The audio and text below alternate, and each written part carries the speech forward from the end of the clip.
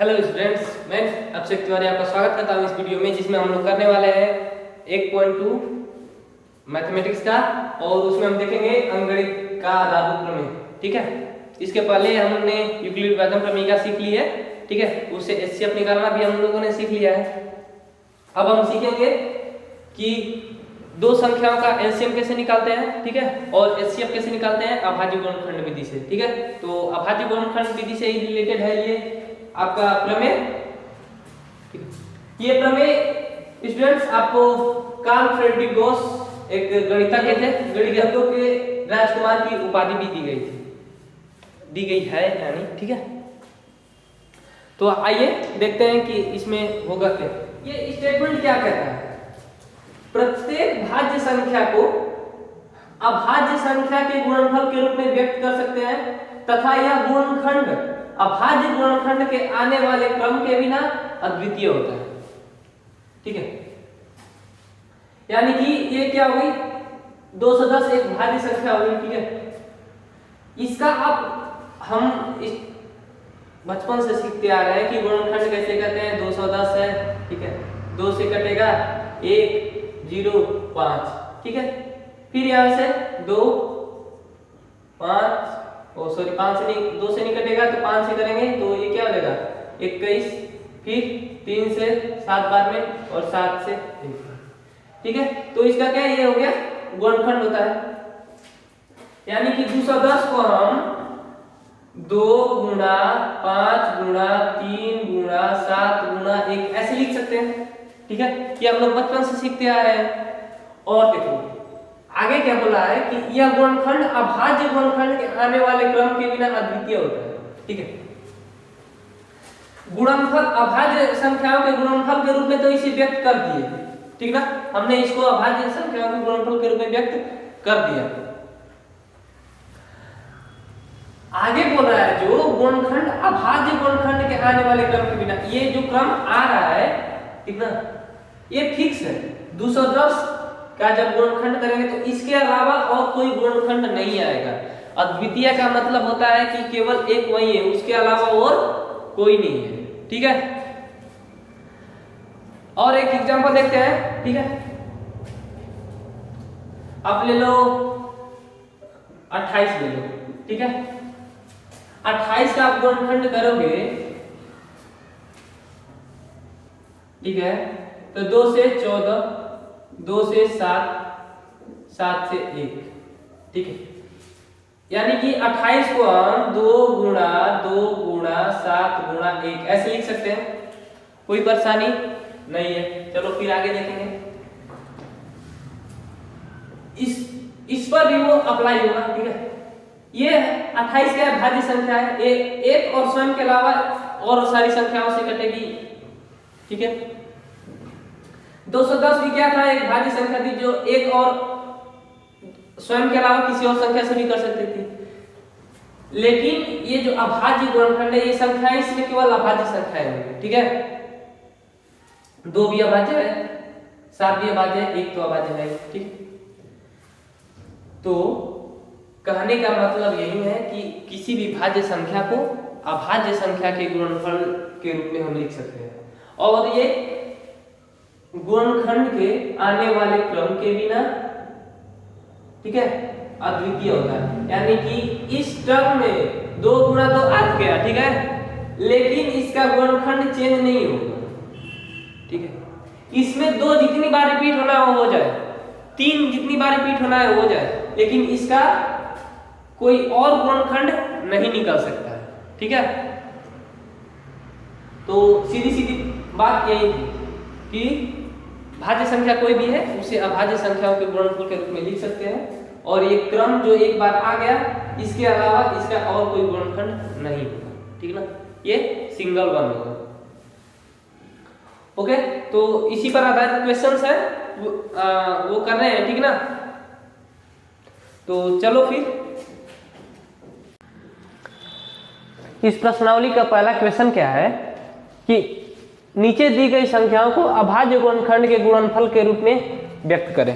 ठीक है, तो हमने अभी अंकगणित के आधारभूत प्रमेय से क्या जाना कि किसी भी संख्या को अभाज्य संख्याओं के गुणनफल के के गुणनफल के रूप में व्यक्त कर सकते हैं। ठीक है, आइए देखते हैं इसका सॉल्यूशन कैसे होगा। फर्स्ट वाले का सॉल्यूशन, इसका क्या करेंगे हम, गुणनखंड ऐसे निकालेंगे, ठीक ना। 140 का 2 से कटेगा 70 बार में, ठीक है। फिर 2 से ये हो जाएगा 35 और फिर 5 से 5 सत्ते 35 और 7 से फिर एक बार, ठीक है। हमने गुणनखंड निकाल लिया। लिखा है क्वेश्चन में अभाज्य गुणनखंड के गुणनफल के रूप में व्यक्त करें हैं, यानी कि 140 को हमको कैसे लिखना है, इनके गुणनफल के रूप में। तो 2 गुणा 2 गुणा 5 गुणा 7 गुणा 1, तो बस यही आपका सॉल्यूशन होगा, ठीक है। इससे ज़्यादा कुछ नहीं होगा इसका। ये देखते हैं, इसका भी सेम वैसे ही करेंगे। 256 किससे कटेगा, 2 से 1 128 हो गया ये, ठीक है। फिर 2 से 2 छके 12 2 चौका 8, फिर 2 से 2 तिया 6 2 दूने 4, फिर 2 से 16 2 से 8 2 से 4, फिर 2 से 2, फिर 2 से 1, ठीक है। तो ये क्या हो गया, अभाज्य गुणनखंड हो गया। आप ये भी गौर करते रहो, देखो अभाज्य संख्याएं ही आ रही हैं, ठीक है। गुणनखंड में अभाज्य संख्याएं ही आ रही हैं और वो अभाज्य संख्या की बात किया है, ठीक है। या फिर इसको देख लो, इसको ऐसे भी लिख सकते हो, 2 पर पावर 2 गुणा 5 गुणा 7 गुणा 1, ठीक है। फिर देखो 256 का कैसे लिखेंगे, 2 गुणा 2 गुणा 2 गुणा 2 गुणा 2 गुणा 3 2 5 3 2 5 और 3 8 होगा ना। फिर 2 गुणा 2 गुणा 2 गुणा 1, ठीक है, 8 हो गया। या फिर इसको हम 2 पावर 8 गुणा 1 भी लिख सकते हैं, ठीक है। तो ये अभाज्य संख्या ही है 2 और इनके गुणनफल के रूप में हमने इसको व्यक्त कर दिया, ठीक है। ऐसे ही इसका भी सॉल्यूशन करेंगे। 3825, ठीक है, 5 से कटेगा, ठीक है। 5 सत्ते 35 3 5 छके 30 50 25, फिर 5 से कटेगा 5 एकम 5 2 और 50 25 1 बजेगा 5 ते 15, ठीक है। 3 से कटेगा 3 5 15 और 1, फिर 3 से 17 बार में और 3 फिर 17 से 1 बार में, ठीक है। तो इसको भी वैसे ही लिख देंगे। तो 3825 बराबर 5 गुणा 5 गुणा 3 गुणा 3 गुणा 17 गुणा 1, यानी कि कोई भी संख्या दी हो उसे अभाज्य संख्याओं के गुणनफल के रूप में हम लिख सकते हैं, ठीक है। फिर इसको भी वैसे ही सॉल्यूशन करेंगे। ये हो गया 5005 आपका, किससे कटेगा, 5 से 1000 एक बार में, ठीक है। फिर आपका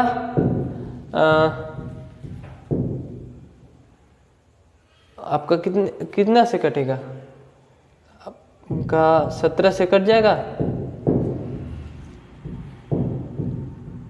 13 से आप करिए, 13 से 13 7 91, ठीक है, और 9 13 7 91, फिर 7 से 11 बार में, ठीक है, और फिर 11 से 1, यानी कि 5005 को हम 5 गुणा 13 गुणा 7 गुणा 11 गुणा 1 लिख सकते हैं, ठीक है। तो बस अंकगणित का आधारभूत प्रमेय यही कहता है कि आप कोई भी भाज्य संख्या दी हो उसे अभाज्य संख्याओं के गुणनफल के रूप में व्यक्त कर सकते हैं, ठीक है। इस मेथड से हम स्टूडेंट्स किसी भी 2 संख्या या 3 संख्या का एलसीएम और एचसीएफ भी निकाल सकते हैं, ठीक है। अभाज्य गुणनखंड से हम उनका एचसीएफ और एलसीएम निकाल सकते हैं। हालांकि हमने एचसीएफ निकालना यूक्लिड विभाजन प्रमेय से सीखा है कैसे निकलता है, ठीक है, लेकिन हम ऐसे भी निकाल सकते हैं एचसीएफ, ओके। चलो फिर देखो, कोई 2 संख्या दी हो, ठीक है, एग्जाम्पल के थ्रू देखो, ठीक। अगर कोई 2 संख्या आपको दे दी जाए, 96 है और 404 है, ठीक है। आपको क्वेश्चन में क्या आ जाएगा कि 96 और 404 का अभाज्य गुणनखंड विधि से एचसीएफ या एलसीएम निकालें। ठीक है, एलसीएम निकालने के लिए क्या करोगे, सबका पहले गुणनखंड करो। 96 का तो 2 से 48, 2 से 24, 2 से 12, 2 से 6, 2 से 3, 3 से एक बार में। ठीक है, 404 का क्या होगा, 2 से 2, 0, 2, फिर 2 से 101, आगे 101 किसी से नहीं कटेगा। अब इनका गुणनखंड लिखो, ये हो गया 96। ठीक है, 2 गुणा 2 गुणा 2 गुणा 2 गुणा 2 गुणा 3, 3 6 है, 3 2 5 और 1 6 गुणा 3 गुणा 1, सॉरी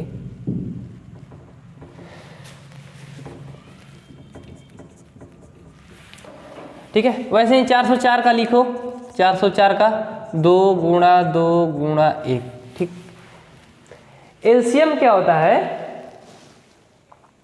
कि इसमें से जो कॉमन आ गया, ठीक है, जो कॉमन आ गया उसमें से तो केवल एक को लेंगे। ठीक है, और ये सारी संख्याओं का गुणनफल होता है 2 गुणा 2, एक एक कॉमन आया इसमें से, और उसके बाद 2 गुणा 2 गुणा 2 गुणा 3, ठीक ना, गुणा 1, एक भी कॉमन आ रहा है। तो अभाज्य गुणनखंड विधि से एलसीएम निकालने को बोले तो आप ऐसे करो, फिर उनको लिखो। ठीक है, तो ये जो होगा आपका एलसीएम आपका हो जाएगा। एलसीएम क्या देगा, 2 दूना 4 दूना 8 दूना 16 दूना 32 और 3 96। तो आपका, सॉरी एक मिस्टेक, हाँ, वन थिंग इज मिसिंग हो रही है स्टूडेंट्स, रुको, ये गुणा 1 है, 101 छूट रहा था स्टूडेंट। ठीक है, और गुणा 101 गुणा 1, तो ये क्या हो जाएगा, 96 196, इसका गुणा करेंगे तो मिलेगा। ठीक है, तो ये आपका एलसीएम हो गया। अगर आपको इसके बाद एचसीएफ पूछ दे, ठीक है, अगर इससे एचसीएफ पूछ दे तो एचसीएफ क्या हो जाएगा, 2 गुणा 2 यानी कि 4, इसका क्या हो जाएगा एचसीएफ। एचसीएफ को अगर लैंग्वेज में बोले गुणनखंड से, तो एलसीएम होता है संख्याओं के अभाज्य गुणनखंड में उभयनिष्ठ गुणनखंड का अधिकतम घात का गुणनफल। ठीक है, देखो ये एचसीएफ क्या होता है, संख्याओं में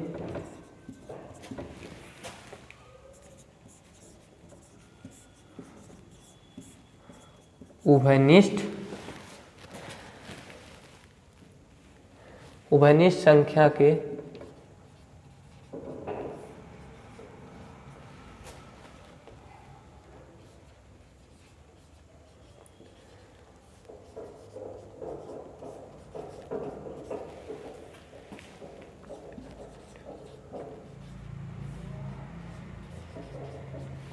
ठीक है, यानी कि उभयनिष्ठ इसमें क्या आया है, 1 2 ये और 1 2 ये, और इसकी न्यूनतम घात 2 पे पावर 2 हो जाएगा, लेकिन इसकी न्यूनतम घात क्या आएगी, 2 पे पावर 1, और इसका 2 पे पावर 1। न्यूनतम या छोटी इसको कर सकते हो।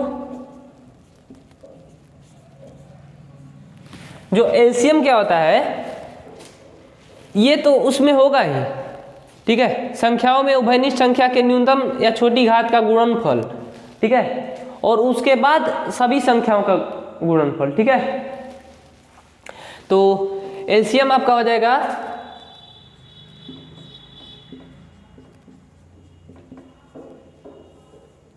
संख्याओं के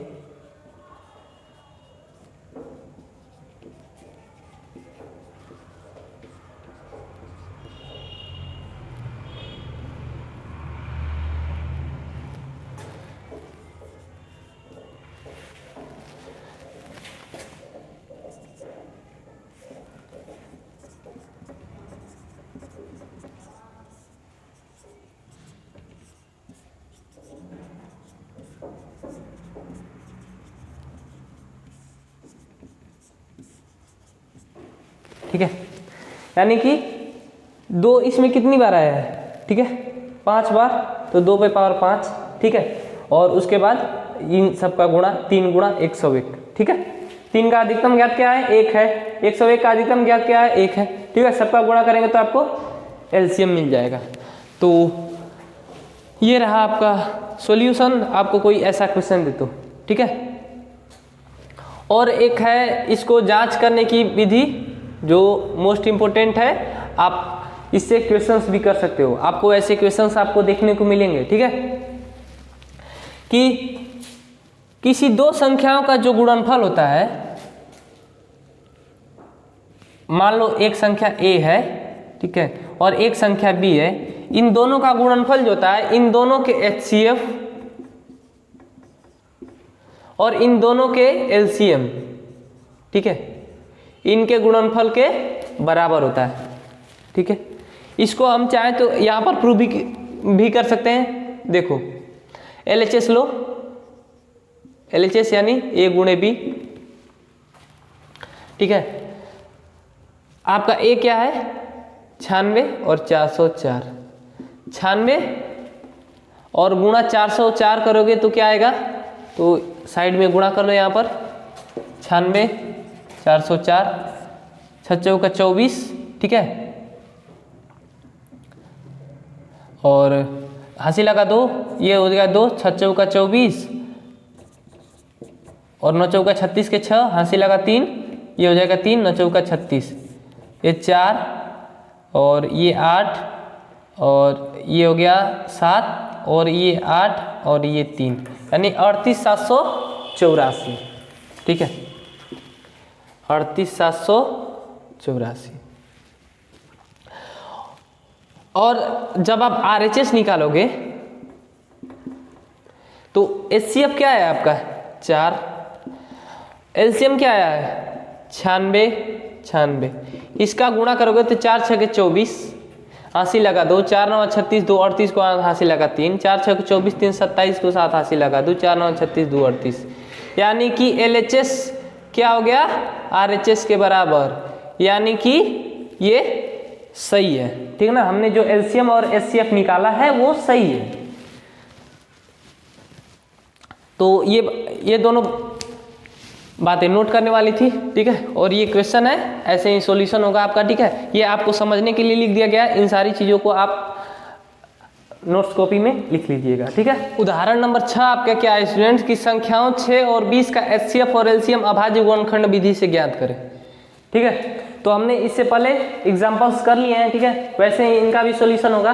तो आप सॉल्यूशन स्टार्ट कैसे करोगे, आप इस 6 लिख लो, 2 3 6, 3 से 1, ठीक है। फिर अलग से 20 का भी निकाल लो, 2 पंजे 10 और फिर 2 पंजे 10 और फिर 5 से 1 भाग में, ठीक है। इनको अभाज्य गुणनखंड के गुणनफल के रूप में व्यक्त कर लो, 2 गुणा 3 गुणा 1। 20 को क्या लिख सकते हैं 2 गुणा 5 गुणा 1, ठीक है। HCF और LCM निकालने के लिए बोला है, तो यहाँ से जो कॉमन आपका पार्ट होगा, ठीक है, आपको एग्जाम कॉपी में दिखाना नहीं है, लेकिन हम आपको समझने के लिए दिखा रहे हैं। जो आपका कॉमन पार्ट होगा उसकी सबसे छोटी घात का गुणनफल, यानी कि HCF जो आपका 6 और 20 का होगा वो 2 गुणा 1 यानी कि 2 होगा, ठीक है। अब यहाँ से आप इससे LCM निकाल सकते हो। यहाँ से आपका LCM का अगर बनाओगे फॉर्मूला, तो LCM का क्या होगा 2 संख्याओं का गुणनफल और बटे में HCF, ठीक है। तो इससे आपको निकालना और ज़्यादा आसान हो जाएगा। स्टूडेंट्स वीडियो को देख रहे हैं, वीडियो को लाइक करें, वीडियो कैसा लगा कमेंट करें, ठीक है। और चैनल पर नए हैं तो चैनल को सब्सक्राइब जरूर कर लें, ठीक है। मिलेंगे नेक्स्ट लेक्चर में पूरे जो सॉल्यूशन के साथ मिलेंगे, तब तक के लिए ओके बाय।